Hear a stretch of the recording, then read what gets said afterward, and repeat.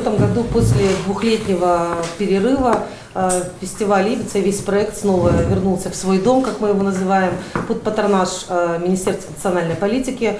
Оргкомитет этого года возглавила Галина Ивановна Габышева, за что мы ей очень благодарны. Спасибо большое, Галина Ивановна. И мы уверены, что такое взаимодействие, оно будет только способствовать дальнейшему развитию нашего фестиваля и проекта в целом. В этом году мы проводим мультифестиваль «Ибица» уже в 5-й раз. Пусть небольшой, но это юбилей.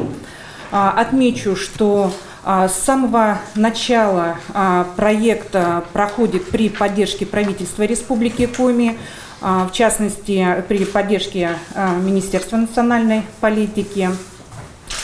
Отмечу, что впервые мультифестиваль покинул свое родовое местоположение село Иб и переехал из финно-угорского этнокультурного парка в столицу, на главную площадь республики. Это решение было принято в связи с тем, что фестиваль мультиформатный, мы ищем новые формы, новые возможности проекта. Мультифестиваль вновь подарит нам не просто приятный отдых, но и новые знания об истории Коми-края, культуре народов, в первую очередь Коми и русской.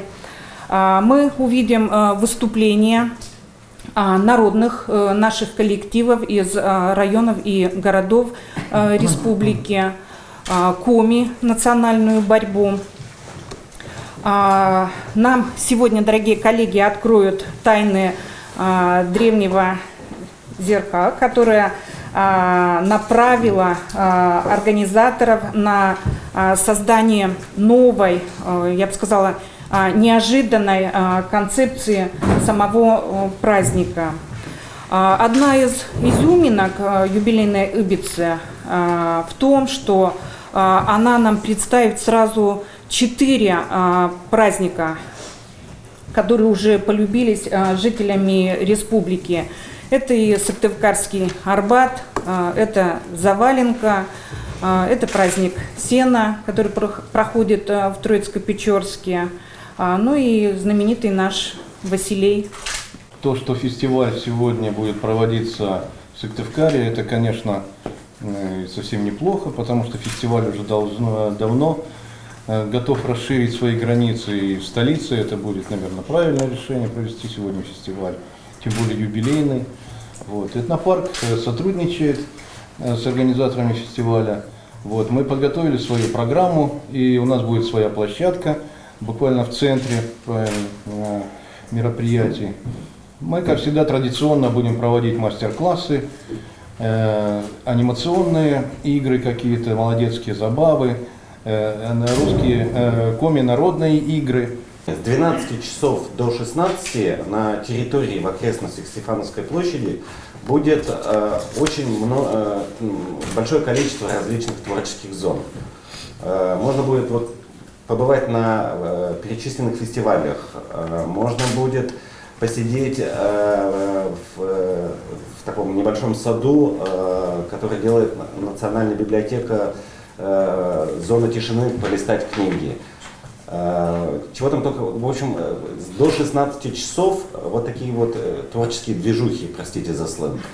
С 16 часов до 17 мы будем перестраивать площадь всю в течение часа на вечерний гала-концерт. И с 17 до 20 часов начнется гала-концерт, который будет транслироваться в прямом эфире нашими коллегами телеканала «Юрган». Также он будет транслироваться в режиме онлайн-трансляции в интернете на сайте агентства Коминформ, БНК и за пределы Республики Коми и по миру. Что касается вот этой уличной движухи музыкантов, к сожалению, на первом этапе, когда мы кинули клич, молодежь не очень охотно откликнулась, поскольку разъехались все. И не так-то просто оказалось найти в нашем городе музыкантов, которые готовы выйти, побренчать, поставить шляпу, футляры инструментов и заработать на этом. Поэтому ситуацию решили исправить с помощью наших известных музыкантов. У нас будет, грубо говоря, рояль в кустах, и за клавишей сядет председатель Союза композиторов Михаил Львович Герцман, который попытается дать мастер-класс молодежи, как надо зарабатывать в условиях рынка. К нему присоединяется, с удовольствием решил присоединиться к этой идее певец, известный наш Алексей Моисеенко, который тоже попытается заработать что-нибудь в этот день. Согласились поучаствовать в этом Евгений Гаврилов, который сказал, что я поставлю 6 шляп, я только что вышел из отпуска, я нуждающийся вокалист. Рассматривает, сегодня вечером даст ответ солистка нашего театра оперы и балета Елена Ладыгина. Раздумывает Владимир Юрковский. Ольга Сосновская с удовольствием бы приняла, по ее словам, участие, но ее просто не будет в городе. Но, возможно, ее муж тоже поставит шляпу и будет зарабатывать в этот день. Альфия Каратаева раздумывает над предложением, окончательный ответ даст в пятницу, она тоже, скорее всего, присоединится к нам. Будет много музыкантов из нашего города, которые тоже подтвердили свое участие, поэтому вот от улицы Советской в сторону, между музеями, в сторону памятника Ленину, вот в сторону площади, если музыкантов будет больше. Да, кстати, Галина Маликова подтвердила участие, она тоже решила немножко поучаствовать в этом.